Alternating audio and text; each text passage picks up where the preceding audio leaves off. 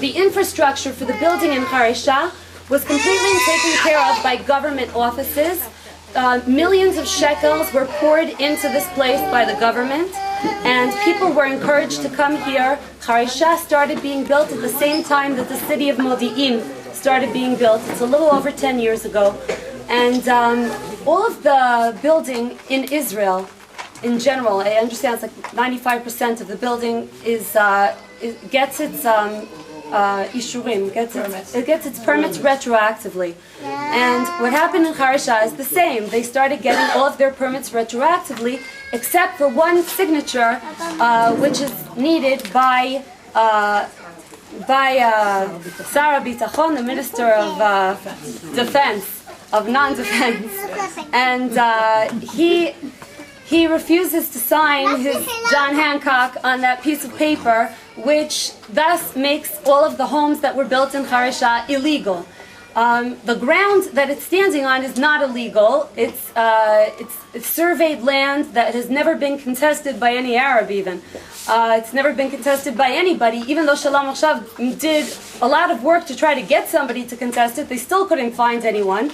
And there is no legal problem with the land. The only thing is that it's missing this building permit and his signature, and therefore it's illegal. So what happened was the Shalom Achshav said to the Supreme Court, it's illegal. If it's illegal, it has to be destroyed. So the Supreme Court said to the state of Israel, to the Praklitut, if it's illegal, then you got to destroy it. Go ahead and destroy it. So the state, instead of saying, excuse me, this is political, this has nothing to do with the court, you have no jurisdiction over this case, instead they answered all sorts of strange things like, oh, well, it's not on the top of our list of priorities right now, maybe we'll destroy it later.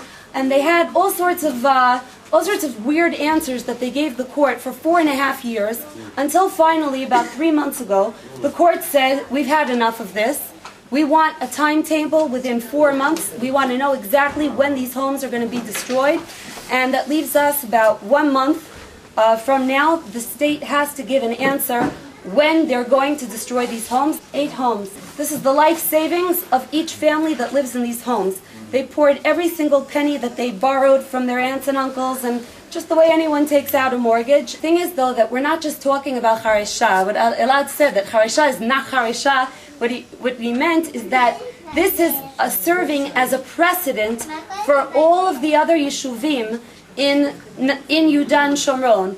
After you have a precedent like that, God forbid if this goes through, then the way downhill is very quick. And Shalom Achshav, they're already rubbing their hands, and they're very excited about destroying everything we've been trying to build. And what can be done at this point is the retroactive hachshara. Kosherization, the retroactive kosherization of the homes, and that can be done. And we're trying to make contact with as many ministers as we can in the government to try to get that signature, the jurisdiction over that signature, to one other minister who will sign it instead of it being in the hands of the Ministry of Defense.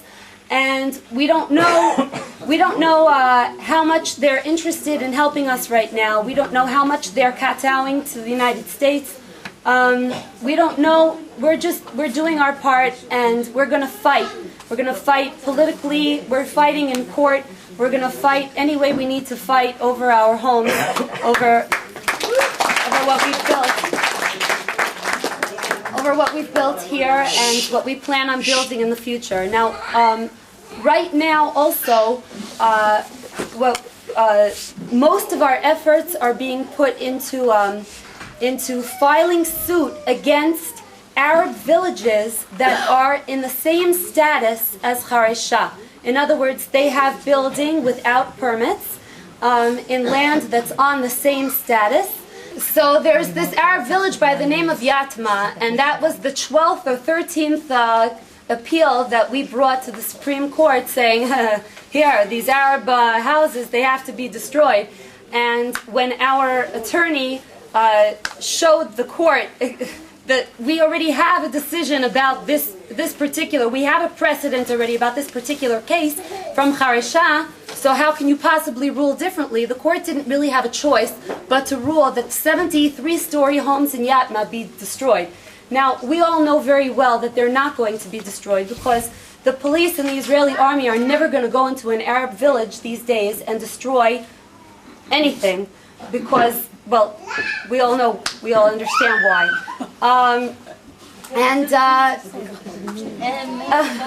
Right, no explanation needed.